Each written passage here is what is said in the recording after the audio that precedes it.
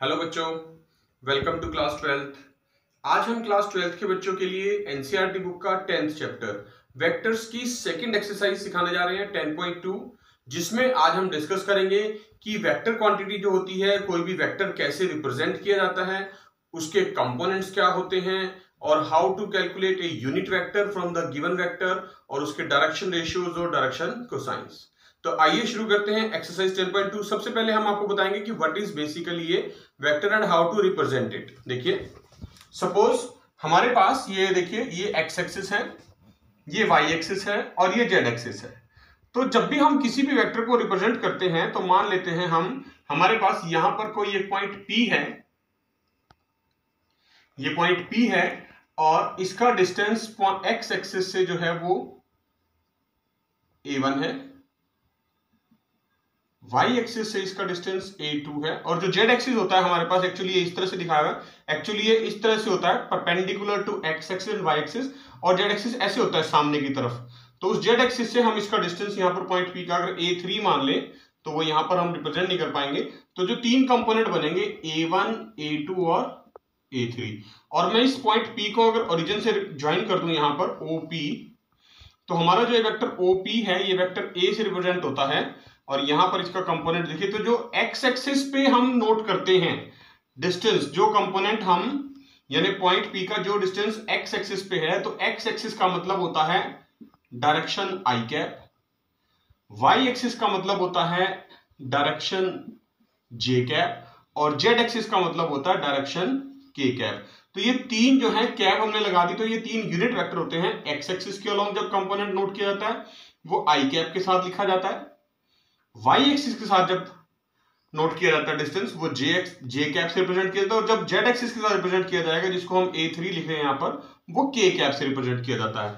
तो जो vector OP है, वेक्टर OP यानी वेक्टर A अगर मैं उसको रिप्रेजेंट कर लूं तो वो इस तरह से रिप्रेजेंट किया जाता है A1i plus A2j plus A3k।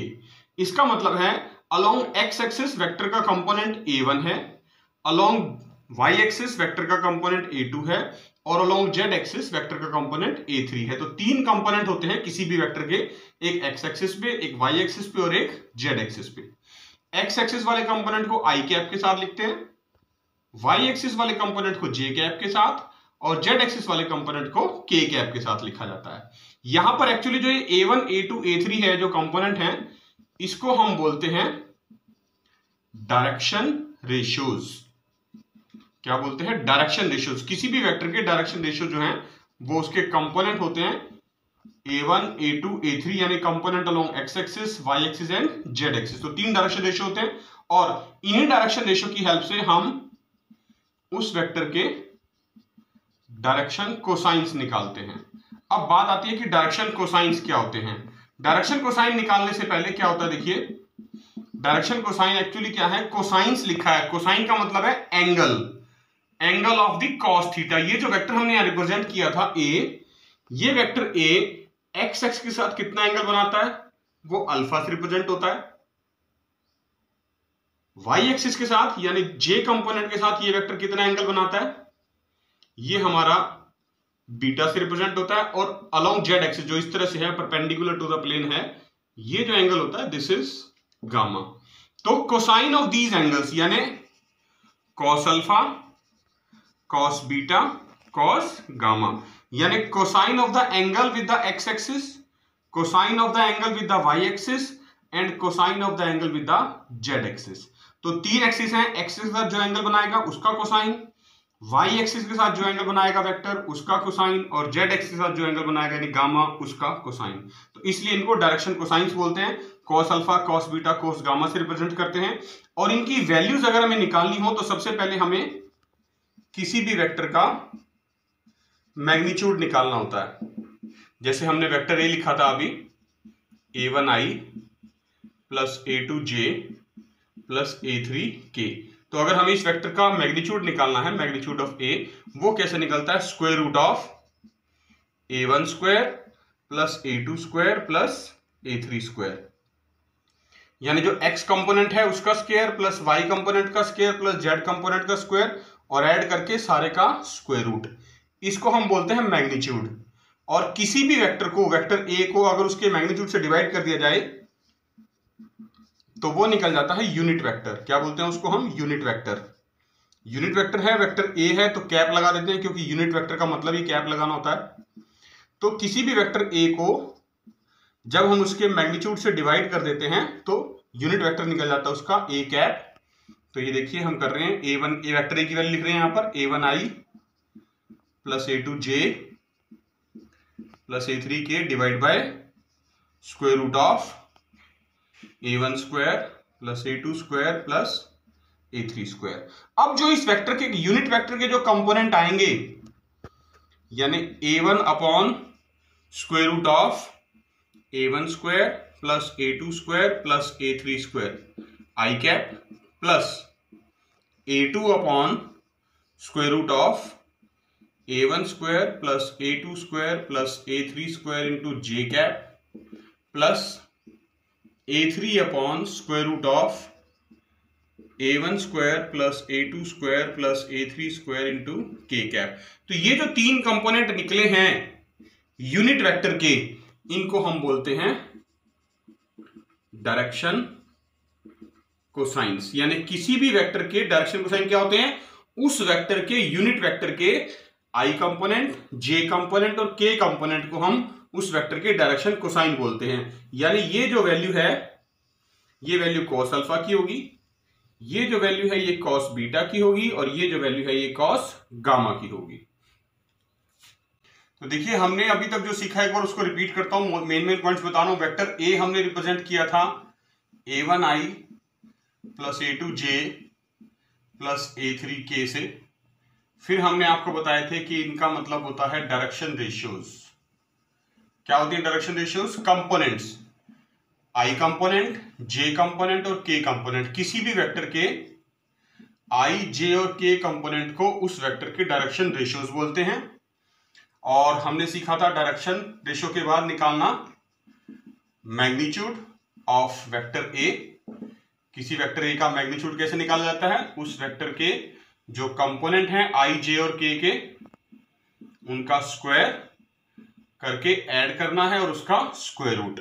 और उसके बाद हमने सीखा यूनिट वेक्टर, यानी वेक्टर ए कैप कैसे निकलता है। किसी भी वेक्टर ए को आप उसके मैग्नीट्यूड से डिवाइड जब कर देते हैं तो यूनिट वेक्टर निकल जाता है, यानी a1i plus a2j plus a3k divide by square root of a1 square plus a2 square plus a3 square.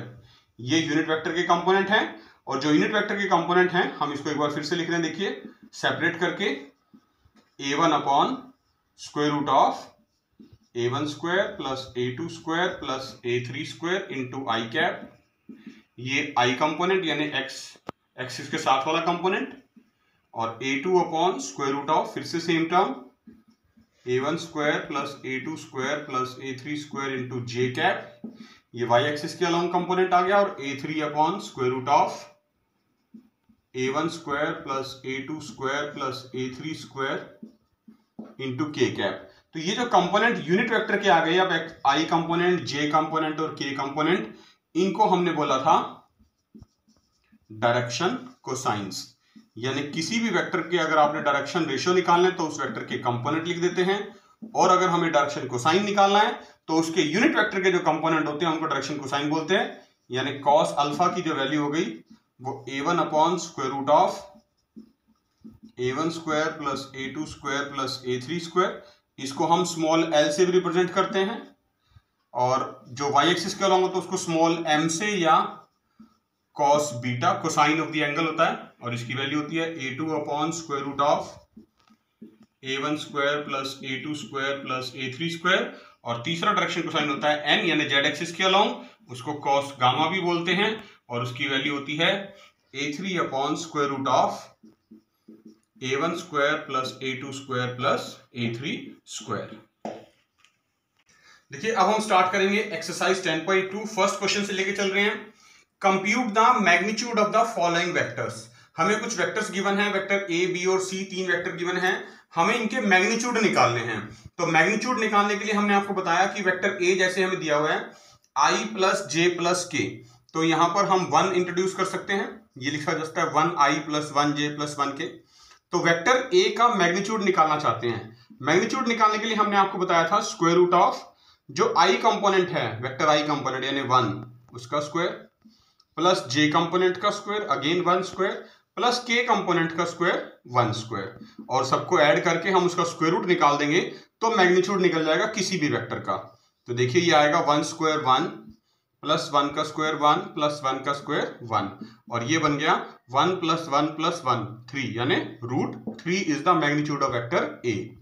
इसी तरह से वेक्टर बी दिया हुआ है हमें, वेक्टर बी लिखा है 2i minus 7j minus 3k, और अब हम मैग्नीट्यूड निकालेंगे वेक्टर बी का। देखिए बिल्कुल उसी तरह से square root of i component यानी 2 का स्क्वायर प्लस j कंपोनेंट का स्क्वायर यानी माइनस 7 का स्क्वायर, और फिर k कंपोनेंट का स्क्वायर यानी माइनस 3 का स्क्वायर, और इसको सॉल्व कर देंगे। 2 का स्क्वायर होता है 4, 7 का स्क्वायर हम लिखते हैं 49, और 3 का स्क्वायर होता है 9।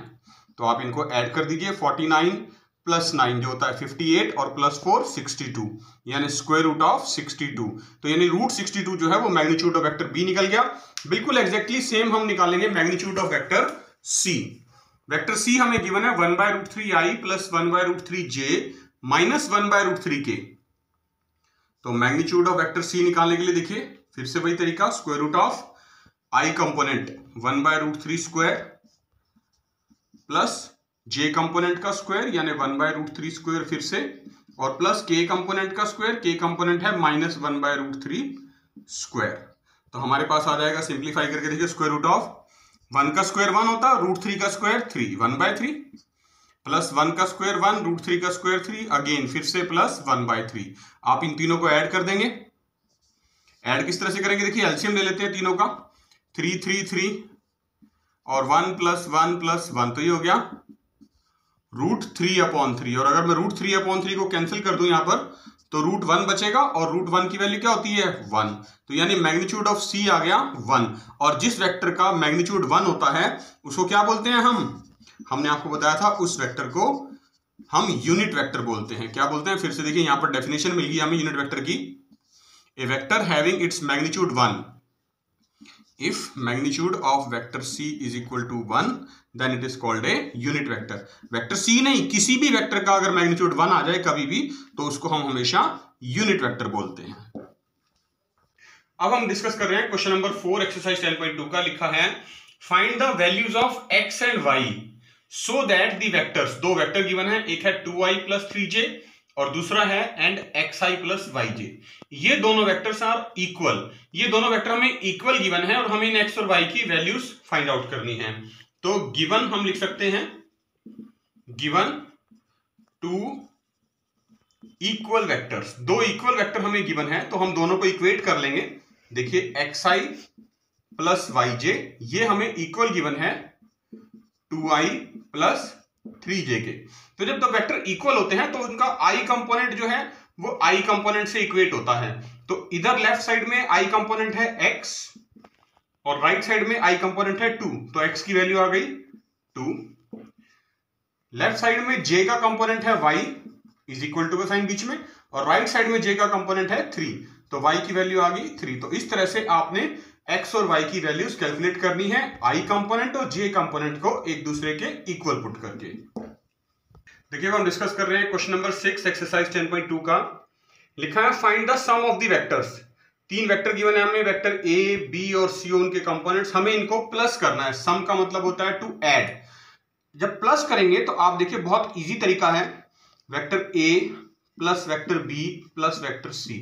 जब हम इनको ऐड करेंगे तो बहुत आसान तरीका है, जो इनके i कंपोनेंट है देखिए वो सारे एक साथ ऐड होंगे। हम सबसे पहले सारे i कंपोनेंट लिख लेते हैं वेक्टर्स के। देखिए i माइनस 2i और प्लस i, ये i कंपोनेंट हो गए सारे। फिर हम प्लस साइन लगा के j कंपोनेंट ऐड कर लेते हैं, यानी माइनस 2j प्लस 4j और माइनस 6j। और अब हम k कंपोनेंट्स को प्लस कर लेते हैं, यानी k प्लस 5k और माइनस 7k। तो ये सबसे आसान तरीका होता है किसी भी दो या दो से ज्यादा वेक्टर्स को एक साथ ऐड करने के लिए।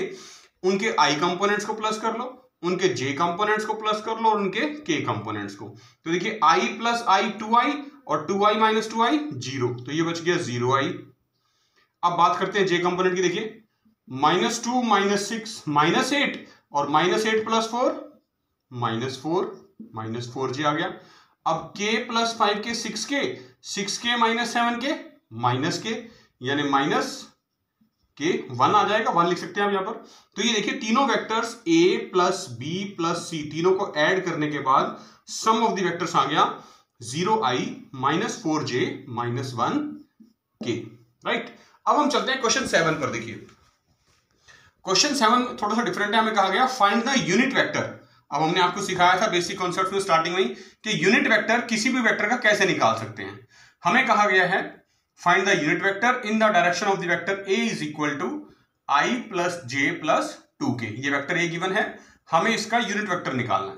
तो यूनिट वेक्टर निकालने के लिए सबसे पहले हमें क्या चाहिए, हमें मैग्नीट्यूड चाहिए, मैग्नीट्यूड ऑफ वेक्टर a, यानी a मैग्नीट्यूड। और मैग्नीट्यूड किसी भी वेक्टर का कैसे निकाला जाता है, square root of i component का स्क्वायर यानी 1 का स्क्वायर प्लस j कंपोनेंट का स्क्वायर अगेन 1 का स्क्वायर और प्लस k कंपोनेंट जो है 2 यानी 2 स्क्वायर। तो सॉल्व कर देंगे, वेक्टर a का मैग्नीट्यूड क्या आएगा, देखिए स्क्वायर रूट ऑफ 1 का स्क्वायर 1, 1 का स्क्वायर 1 और 2 का स्क्वायर 4। तो square root of 4 plus 1 5 plus 1 6, तो रूट 6 तो देखिए मैग्नीट्यूड ऑफ a आ गया। अब हमें निकालना है unit vector, unit vector in the direction of vector a यानी a कैप निकालना चाहते हैं। तो वेक्टर a को आप उसके मैग्नीट्यूड से डिवाइड कर देंगे तो यूनिट वेक्टर निकल आएगा।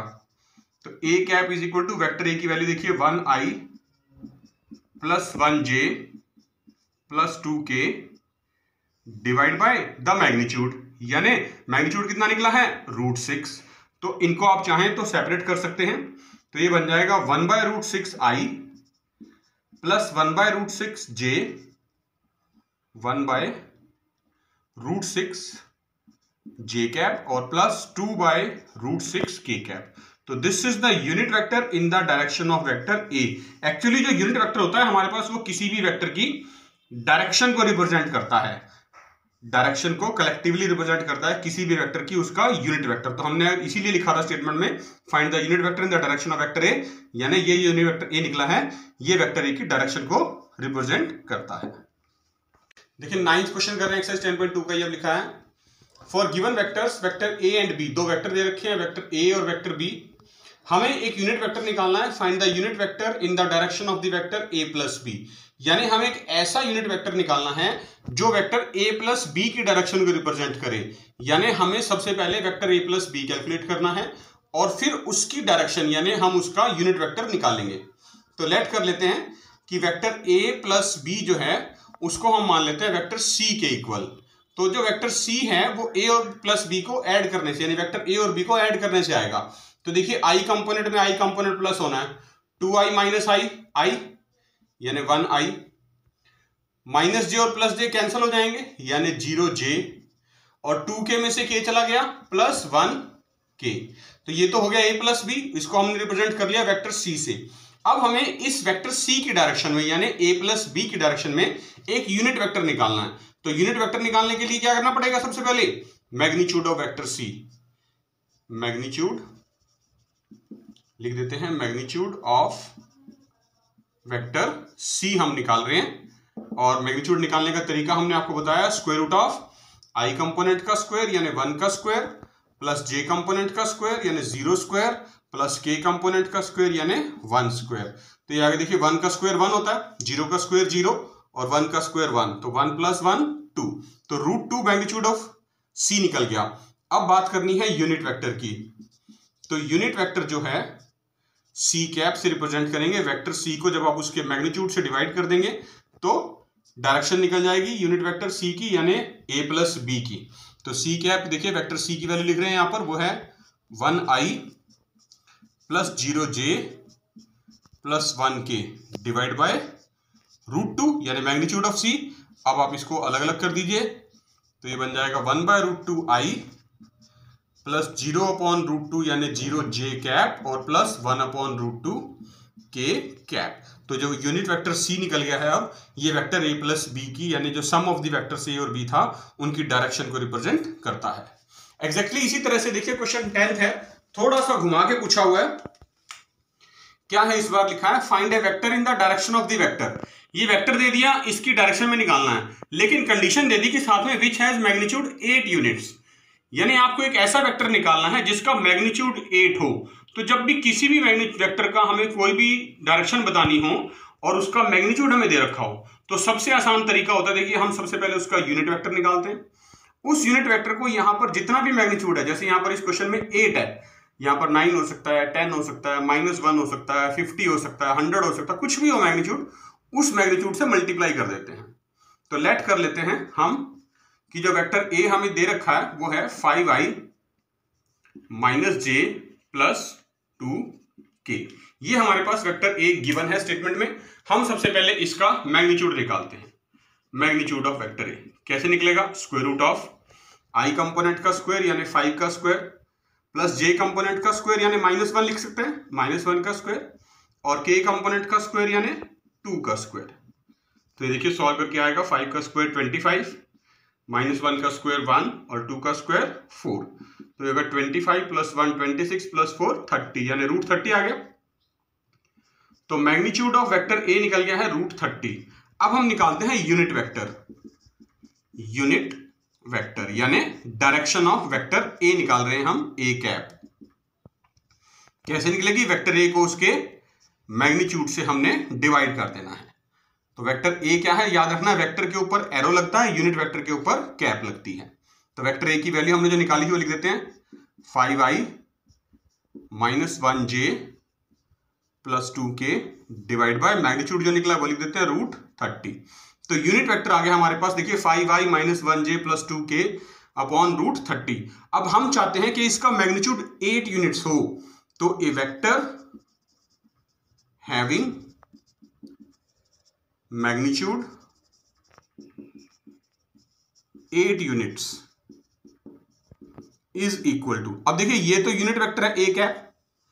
यूनिट वेक्टर का मैग्नीट्यूड कितना होता है हमने आपको बताया था, हमेशा 1, यानी इसका मैग्नीट्यूड 1 है। अगर मैं इसको 8 से मल्टीप्लाई कर दूं, 8 × यूनिट वेक्टर ए, तो इसका मैग्नीट्यूड 8 बन जाएगा, क्योंकि 1 से जिस नंबर को मल्टीप्लाई करोगे वही नंबर बन जाएगा।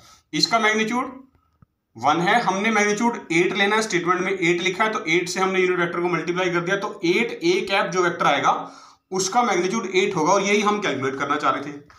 तो हमने 8 और इनटू में ए कैप की वैल्यू ये थी, देखिए 5/√30 i cap -1/√30 j cap plus 2/√30 k cap. ये हो गया वेक्टर, यूनिट वेक्टर। इसको 8 से मल्टीप्लाई कर दीजिए, 8 5 जा 40 यानी 40/√30 i cap minus 8 × 1 8/√30 j cap और प्लस 8 2 जा 16/√30 k कैप। ये आपका वो वेक्टर निकल गया जिसका मैग्नीट्यूड 8 यूनिट्स है। इसकी रिप्रेजेंटेशन के बहुत तरीके हैं, जैसे एक तो ये रिप्रेजेंटेशन होगी, आप चाहें तो ये जो 1/√30 है इसको बाहर कॉमन लिख सकते हैं इस तरह से। तो ये बन जाएगा 40i - 8j प्लस 16k। तो this is also the representation of the vector having magnitude 8 units. और आप चाहें तो क्रॉस चेक भी कर सकते हैं, आप इस वेक्टर का मैग्नीट्यूड निकाल के देखिए 8 के इक्वल आएगा, तो आपका वेरिफिकेशन भी हो जाएगी कि हमने जो वेक्टर निकाला है वो बिल्कुल ठीक है हमारा सवाल। देखिए 12th क्वेश्चन कर रहे हैं, एक्सरसाइज 10.2 का लिखा है find the direction cosines of the vector. इस बार हमें डायरेक्शन कोसाइन निकालने के लिए कहा गया है। तो लेट कर लें अगर हम कि ये जो वेक्टर हमें गिवन है ये वेक्टर ए है, यानी i + 2j + 3k, और डायरेक्शन कोसाइन हमने आपको बताया था कि जो भी वेक्टर होता है उसका यूनिट वेक्टर के जो कंपोनेंट होते हैं, किसी भी वेक्टर के यूनिट वेक्टर के जो कंपोनेंट होते हैं उनको हम डायरेक्शन कोसाइंस बोलते हैं। तो यूनिट वेक्टर निकालने के लिए सबसे पहला स्टेप हमें मैग्नीट्यूड ऑफ वेक्टर ए निकालना पड़ेगा, यानी वेक्टर ए का हम पहले मैग्नीट्यूड निकालेंगे। मैग्नीट्यूड ऑफ वेक्टर ए कैसे निकलता है? Magnitude of vector a square root of i component का स्क्वायर यानी 1 का स्क्वायर प्लस j कंपोनेंट का स्क्वायर यानी 2 स्क्वायर प्लस k कंपोनेंट का स्क्वायर यानी 3 स्क्वायर। तो ये बन गया, देखिए 1 का स्क्वायर 1, 2 का स्क्वायर 4 और 3 का स्क्वायर 9। तो ये हो गया स्क्वायर रूट ऑफ 9 + 4 13 + 1 14, रूट 14 हो गया मैग्नीट्यूड ऑफ ए। अब हमें निकालना है इसका यूनिट वेक्टर। यूनिट वेक्टर जो है वो हम रिप्रेजेंट करते हैं ए कैप से। हमने आपको बताया किसी भी वेक्टर को जब आप उसके मैग्नीट्यूड से डिवाइड करते हैं तो यूनिट वेक्टर निकल जाता है। तो यानी ए कैप में जो वेक्टर ए की वैल्यू है वो है हमारे पास, देखिए 1i plus 2j plus 3k divide by magnitude of vector है यानी रूट 14। तो इस यूनिट वेक्टर के जो कंपोनेंट्स आएंगे यानी 1 by root 14i plus 2 by root 14j और प्लस 3 बाय रूट 14k, ये जो i j और k के कंपोनेंट्स हैं ये बनेंगे डायरेक्शन कोसाइंस। तो direction cosines of vector A R, first बनेगा 1 बाय रूट 14, सेकेंड बनेगा 2 बाय रूट 14 और थर्ड होगा 3 बाय रूट 14, यानी ये अलोंग एक्स एक्सिस, ये अलोंग वाई एक्सिस और ये अलोंग जेड एक्सिस। अब चलते हैं हम क्वेश्चन नंबर 16 पे। कुछ क्वेश्चन हमने बच्चों की प्रैक्टिस के लिए छोड़ दिए हैं, आपने खुद से प्रैक्टिस करनी है क्योंकि सिमिलर क्वेश्चन है, काफी सारे एक जैसे हैं, सब में डायरेक्शन रेशियो डायरेक्शन कोसाइन निकालनी है। यहां पर थोड़ा सा डिफरेंट है। 16th क्वेश्चन में लिखा है find the position vector of the mid point of the vectors joining the points, यानी दो पॉइंट्स हैं P और Q, हमने इनका वो वेक्टर बताना है जो इनके मिड पॉइंट से पास करता हो, जो इसके मिड पॉइंट को रिप्रेजेंट करे। अब मिड पॉइंट आपने क्लास 10th में निकालना सीखा था, क्लास 11th में भी सीखा था कि दो कंपोनेंट्स को अगर प्लस करें और उसको 2 से डिवाइड करें तो मिड पॉइंट निकल जाता है। तो हमने यही निकालना है। सबसे पहले हम लिखेंगे components of points, components of mid point निकालना चाह रहे हैं। सबसे पहले देखिए हम वेक्टर जो पॉइंट P को रिप्रेजेंट कर रहा है वेक्टर A लेट कर लेते हैं, वो हम लिख लेते हैं 2i plus 3j plus 4k। और सिमिलरली पॉइंट वेक्टर B जो है वो पॉइंट Q को रिप्रेजेंट करेगा 4i प्लस 1j और माइनस 2k। तो मिड पॉइंट का मतलब क्या है? मिड पॉइंट का मतलब है vector A plus vector B divide by 2। तो यानी इन दोनों वेक्टर्स को हमने पहले प्लस करके लिखना है, यानी 4 प्लस 2। प्लस कैसे करते हैं? आई कंपोनेंट को आई कंपोनेंट में ऐड करना होता है 6i, फिर j कंपोनेंट को j कंपोनेंट में 3 प्लस 1 4j और k कंपोनेंट को k कंपोनेंट में 4 माइनस 2 2 यानी 2k और डिवाइड बाय 2, राइट। तो मिड पॉइंट के जो हमारे पास वेक्टर बनेगा वो बनेगा 6/2 यानी 3i, 4/2 यानी 2j और 2/2 यानी 1k। तो पोजीशन वेक्टर जो हमारे पास आ गया, position vector of mid point that is equals to 3i plus 2j plus 1k। यानी बिल्कुल वे सेम टू सेम वही तरीका अप्लाई किया जो आप क्लास 10th और क्लास 11th में यूज करते थे। दो पॉइंट्स का मिड पॉइंट निकालने के लिए दोनों वेक्टर्स को प्लस करना है 2 से डिवाइड। यहां पर इंडिविजुअल कंपोनेंट को प्लस किया और 2 से डिवाइड और हमारे पास मिल गया हमें position vector of the mid point. देखिए लास्ट क्वेश्चन डिस्कस कर रहे हैं 10.2 एक्सरसाइज का 19th क्वेश्चन। हमें बताना है if a and b are 2 collinear vectors. ये गिवन है, हमें दो वेक्टर हैं कोलिनियर हैं। कोलिनियर वेक्टर हमने आपको पढ़ाया था 10.1 एक्सरसाइज में भी कि कोलिनियर वेक्टर जो है उनकी डायरेक्शन सेम होती है, अपोजिट भी हो सकती है, बट वो पैरेलल होते हैं। सबसे इंपॉर्टेंट बात हमें बताना है which of the following are incorrect. कुछ स्टेटमेंट्स दे रखी हैं, कोलिनियर वेक्टर्स की जितनी भी प्रॉपर्टी है उनको यूज करके बताना है कि इन चारों स्टेटमेंट में से कौन सी स्टेटमेंट ठीक है और कौन सी ठीक नहीं है। जैसे फर्स्ट स्टेटमेंट है हमारे पास लिखा है vector b is equal to lambda into vector a for some scalar component lambda. यानी वेक्टर b और वेक्टर a अगर ये दोनों वेक्टर कोलिनियर हैं तो हम किसी भी एक वेक्टर में से कोई ना कोई स्केलर कंपोनेंट जो है वो स्केलर नंबर उसके कंपोनेंट में से कॉमन ले सकते हैं क्योंकि वो पैरेलल होते हैं। ये जो कंडीशन है एक्चुअली फर्स्ट कंडीशन ये पैरेलल वेक्टर्स की है और हमें बताया कि कोलिनियर वेक्टर पैरेलल होते हैं। तो इसका मतलब जो पहली कंडीशन है हमारे पास ये बिल्कुल ठीक है, ट्रू है, करेक्ट है। अब बात करते हैं दूसरी स्टेटमेंट की, बी पार्ट की। इसमें लिखा है vector a equal to plus minus b. तो देखिए पहली और दूसरी कंपोनेंट जो स्टेटमेंट है ये दोनों लगभग एक जैसी हैं। अगर मान लो मैं इस फर्स्ट स्टेटमेंट में लिख देता हूं कि if lambda is equal to plus minus 1, तो ये प्लस माइनस 1 आप वेक्टर ए के साथ भी लगा सकते हैं, वेक्टर बी के साथ भी लगा सकते हैं। तो ये वेक्टर ए जो है that is equal to plus minus vector b. और आप चाहें तो इसको इस फॉर्म में भी रिप्रेजेंट कर सकते थे कि vector b is equal to plus minus vector a. ये लिखा हो, ये लिखा हो, ये लिखा हो या ये लिखा हो, सब की सब जो है वो पैरेलल वेक्टर की कंडीशन है। और यूनिट कोलिनियर वेक्टर तो पैरेलल होते ही होते हैं। इसका मतलब जो ये स्टेटमेंट है दूसरी, ये भी हमारी एब्सोल्युटली ट्रू है, बिल्कुल करेक्ट है, इसमें भी कोई मिस्टेक नहीं है। अब हम चलेंगे स्टेटमेंट 3 की तरफ, यानी सी पार्ट की तरफ। वो कह रहा है the respective components of vector a and b are proportional. Proportional मतलब जो उनके कंपोनेंट्स थे उनकी रेशियो सेम है। तो ये तो वही कंडीशन होगी फिर से अगेन फर्स्ट वाली, क्योंकि अगर रेशियो सेम है तो किसी ना किसी नंबर के तो वो मल्टीपल होंगे, तो वो मल्टीपल जो है वो लैम्डा हो जाता है यहाँ पर। यानी उनकी रेशियो जो है ए और बी की, यहां से मैं अगर रेशियो निकाल के देखूं, देखिए इसी को सॉल्व करके दिखाते हैं थोड़ा सा। फर्स्ट वाली कंडीशन को लेके चल रहे हैं, b is equal to lambda है। अगर आप इस वेक्टर ए को अपॉन में ले आओ, vector b upon vector A लिख लें, तो इज इक्वल टू लैम्डा आ जाएगा। तो ये देखिए ये जो इनकी रेशियो थी ये equal to some scalar constant a की वैल्यू के इक्वल आ गई। यानी एक्चुअली में जो हमारी तीन स्टेटमेंट है ए बी और सी, ये तीनों एक ही स्टेटमेंट फर्स्ट से निकल के आ रही हैं। यानी एक ही बात को अलग अलग तरीके से घुमा घुमा के बोला गया है। तो इसका मतलब ये जो कंडीशन है हमारी थर्ड, ये भी एब्सोल्युटली करेक्ट है, बिल्कुल ठीक है।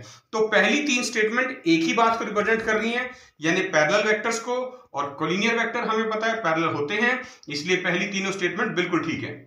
लास्ट स्टेटमेंट पे आते हैं, डी पार्ट पे। वो देखते हैं क्या कहता है। Both the vectors a and b have same direction. Same direction कह रहा है, नहीं डायरेक्शन तो डिफरेंट हो सकती है हमारे यहां पर। दो वेक्टर ए और बी अगर कोलिनियर हैं तो सिर्फ पैरेलल होने चाहिए, वो डायरेक्शन सेम भी हो सकती है, अपोजिट भी हो सकती है, मैग्नीट्यूड सेम भी हो सकता है, डिफरेंट भी हो सकता है, बट यहां पर वो कह रहा है सेम डायरेक्शन। तो इसका मतलब ये कंडीशन यहां पर हमारी गलत हो जाती है, इनकरेक्ट। तो यही हमें बताना था कि जो कोलिनियर वेक्टर ए और बी अगर गिवन हो तो इन चारों में से कौन सी स्टेटमेंट गलत है। तो पार्ट डी जो है वो स्टेटमेंट हमारी इनकरेक्ट है और पहली तीन एब्सोल्युटली करेक्ट है। तो देखा बच्चों आपने, ये थी क्लास 12th के बच्चों के लिए एनसीईआरटी बुक का 10th चैप्टर वेक्टर्स की सेकंड एक्सरसाइज 10.2, जिसमें आज हमने सीखा कि किसी भी गिवन वेक्टर के लिए आप यूनिट वेक्टर कैसे निकाल सकते हैं, उसके डायरेक्शन रेशियोज, डायरेक्शन कोसाइंस किस तरह से निकालते हैं, दो वेक्टर्स को ऐड कैसे किया जा सकता है, एडिशन ऑफ टू वेक्टर्स, या डायरेक्शन कोसाइंस के बारे में भी हमने सीखा, डायरेक्शन कोसाइंस क्या होते हैं और कैसे कैलकुलेट किए जाते हैं। तो आपने इन सभी कॉन्सेप्ट्स की एक बार अच्छे से प्रैक्टिस जरूर करनी है, अपने नोट्स प्रिपेयर करने हैं और इस वीडियो को बड़े ध्यान से समझना है सभी बच्चों ने। तो हमारी आपसे यही रिक्वेस्ट है, आप अपने घर में रहें, सेफ रहें, स्वस्थ रहें, सुरक्षित रहें और खूब मन लगा के पढ़िए। हम बहुत जल्द नेक्स्ट एक्सरसाइज का 10.3 के साथ फिर मिलेंगे, तब तक के लिए थैंक यू।